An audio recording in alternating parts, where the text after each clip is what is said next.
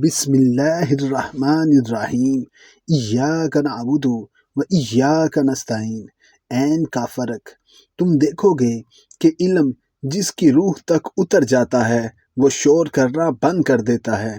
جو عمل میں لگ جائے اس کے پاس رونے پیٹنے کا وقت نہیں ہوتا۔ جس کا دل عبادت میں مست ہو جاتا ہے وہ پھر دنیا کی شکایتیں بھول جاتا ہے۔